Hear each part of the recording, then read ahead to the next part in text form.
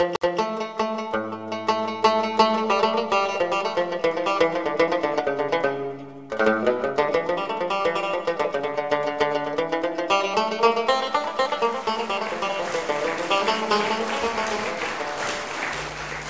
afternoon. Good afternoon. And the guy waking you up after lunch. And our story begins on April 4th, 1836. We are in the Indian Ocean. There is a young man paddling in the water surrounding the Keeling Islands, which are 2 atolls made out of 27 coral islands. And that young man is Charles Darwin. And that day he was so very impressed by the coral reefs. I mean, how couldn't he? He was 27 years old, 7,000 miles away from his hometown, London, and 23 years before writing on the Origin of Species, the book that made him famous. And that day, that very day, left him with a question. And the question was, why? Why were so many marine species making their home in crystal eye waters so lacking of nutrients as the ones where coral reefs can live? Why? Let me make you an example. If you take, say, 10,000 of cubic feet of water, anywhere in any ocean in the world, you can find average, say, a dozen fishes. Now you take the same 10,000 cubic feet of water in the reefs, and how many fishes you find? Over 1,000. Why? Why? This was his question. I mean, why in the world we have 0.1% of surface made by coral reefs and 25% of marine species make their home there, in these waters so lacking of nutrients? Why? You know why? We don't know why. This is a mystery. This is the so-called Darwin paradox. And scientists are trying to solve this mystery since a couple of 100 years now, and they're not there yet. But we do know that coral reefs is an important aspect of our planet. And we are losing it. The rate of destruction is incredibly higher since a dozen years. We already lost 30%, almost 1/3 of coral reefs around the world. In the next 30 years, at the same rate of destruction, we'll lose another 30%. And in 50 years from now, all coral reefs will be gone. Do you know what happens when coral reefs die, and they're dying one after the other?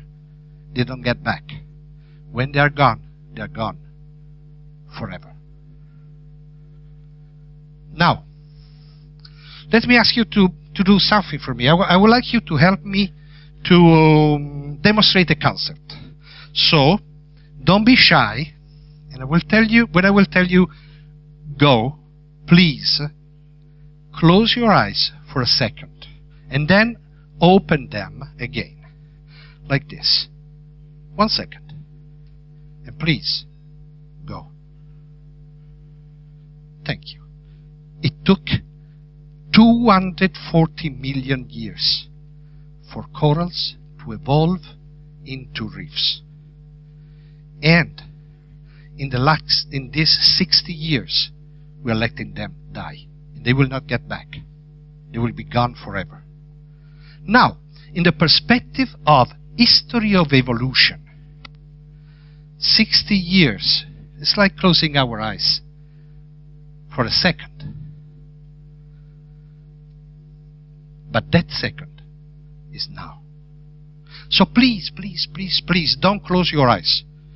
If you don't want to do it for the beauty you have seen, do it because after the disappearing, the vanishing of coral reefs, almost 8 million of sea life species will vanish because they are dependent on the reefs to survive. Do it because the seagrass beds will follow, and then the mangrove forests will be washed out. Please don't close your eyes. Do it because coral reefs are protecting our coasts from violent storms. It's like a living barrier.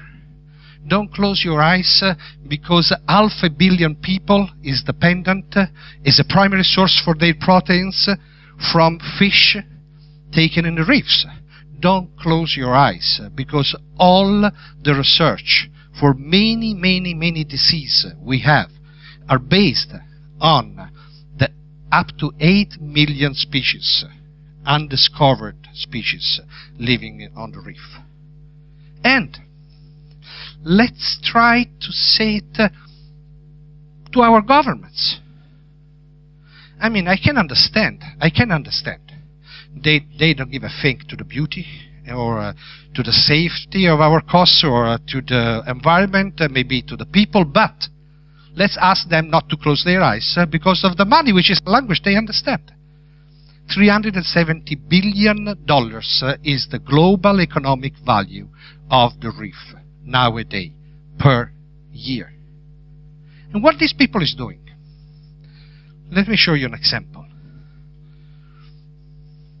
On a clear day of May 2009, the ship General Vandenberg was sunk a few miles away, 7 miles away from the coast of Key West in Florida, where I live. What a smart idea. I mean, we're still trying to clean up the mess. And we already spent over $6 million to repair the ecological disaster. And you know why this happens? Look at this. We are trashing all kind of junks into the sea. You know why? I'll tell you why. Corals need a foundation to grow. They need something to stick on. Now, with this excuse, this is what governments are doing. They're trashing all kind of junk, saying that they do it for the corals to make it flourishing one day. And look at this. Give me a break. This is not going to work. So, what can we do for the corals to restore them? I don't know. I've been working a lot in the last couple of years on the so-called coral nursery. What is the coral nursery? You know what we do with plants, with trees that we plant to balance the deforestation? We can do the same thing, exactly the same thing with baby corals. Fragments, little fragments of corals that we get out of the reef and we seed there in the ocean. And one day there will be corals, and one day there will be reefs. But the problem is that it takes so long. Look where they are after 2 years. Most of corals need 5 years just to reach the spawning sites. This is too long. This is too long. But, remember, corals need a foundation to grow. They need something to stick on. Right? So, what can we do? I've been thinking about that, and I was thinking, okay, how can I give a cradle to baby corals? And I didn't have a solution. And one day, I met a great guy, an extraordinary inventor, Enrico Dini. And this guy is a genius. He's an Italian engineer, and he has patented a machine, which is a 3D printer for buildings. And it prints buildings. I mean, using sand and inorganic binder, very eco-compatible, and it can print huge buildings, sandstone, full size. So I spoke with him. It starts from CAD design, you see. So I spoke with him and I said, Enrico, can you print me, if I design them, can you print me corals? And he said, well, I can try. And I said, look, can you use raw materials treated in a way that I will have the low acidity which is necessary to support the natural growth of the corals? And he said, okay, I can try. And then I said, listen, Enrico, can you do it modular so I can have corals that I can put together, and all of them will make, like, I don't know, a reef? And I said, well, I can try. And I said, well, look, Enrico, just last question. Listen to me. Can you shrink your printing machine a bit? And it said to me, He said, why the hell you want to shrink my machine? And I said, look, listen to me, Enrico. We shrink the machine a bit, not too much, a bit. And we put it inside a container. And then we deliver the container, we ship it to the places where corals are dying. So now you work with sand. Now we take the same sand from the sea and we put it in your machine. And we can make corals out of it and put the sand back in form of corals that will CAD design, and the entire process will be so very eco-compatible. And they said, well, I can try. Now, you got to know that Enrico Dini is a guy from Tuscany. When these guys say, I can try, they mean I'll get there or I will die trying.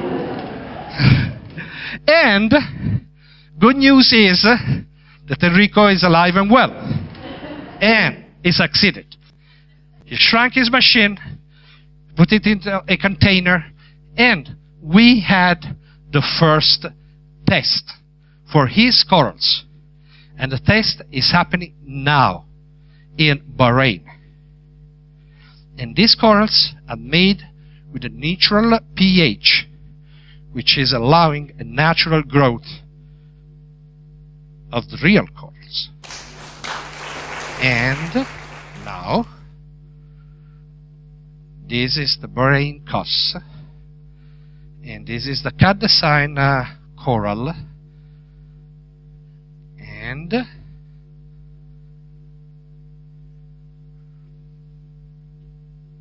this is how it really is after just 1 month.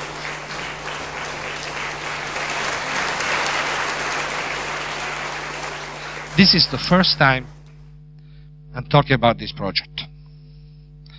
The project is, we call the Art Reef project, where art stands for artificial, but also stands for artistic.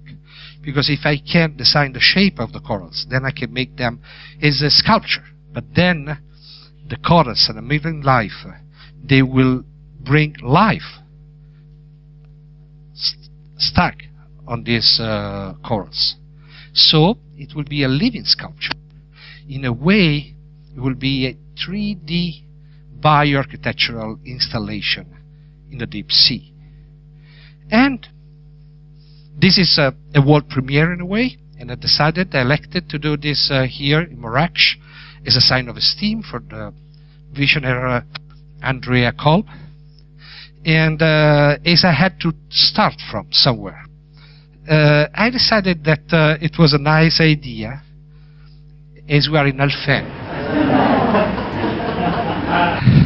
to get inspiration by a turtle for my first sculpture. And this is an homage to my lovely friend Vanessa Branson. And we all know how much she loves turtles, because we all have to watch our steps while we're out. And Ali can give this to you, take good care of it, and I would like to invite you to have a look at the Reef project.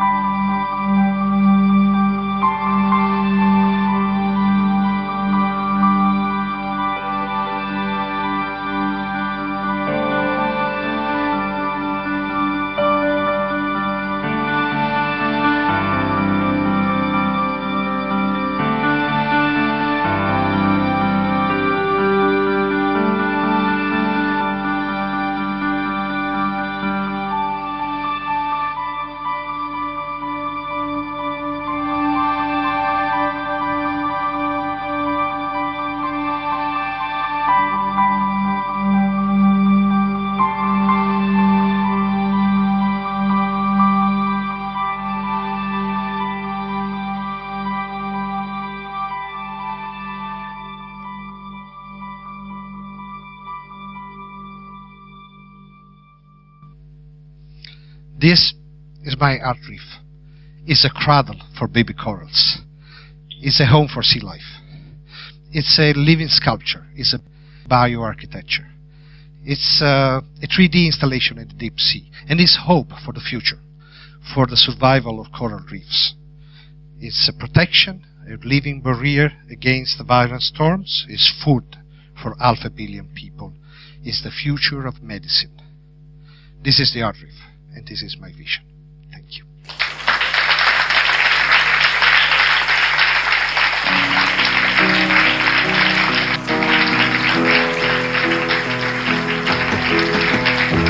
Imagine all the people